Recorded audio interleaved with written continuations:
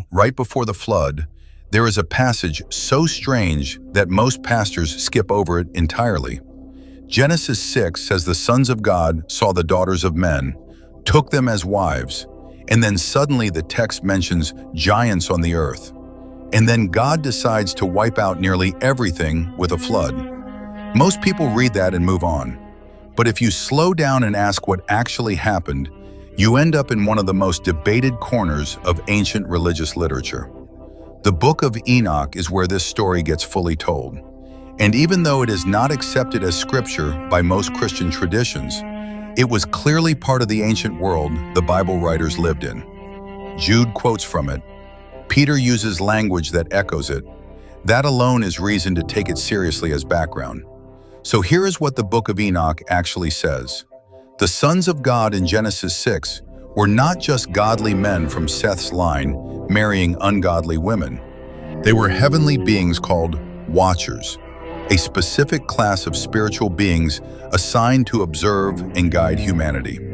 And according to Enoch, some of them rebelled. They descended to earth, took human wives, and produced offspring that the text calls Nephilim, described as violent giants who began consuming and corrupting everything around them. But it goes even further than that.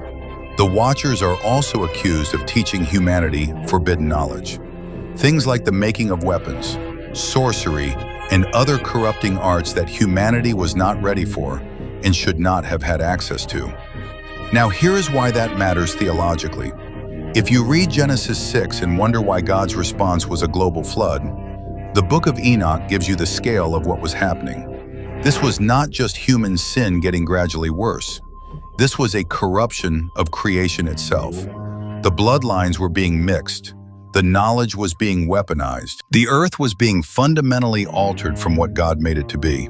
That is why the flood reads in Jewish tradition, not just as judgment, but as a reset. A cleansing of something that had gone catastrophically wrong at a level deeper than ordinary human rebellion. And this is also why Jude and 2 Peter both reference angels who abandoned their proper place being held in chains under darkness.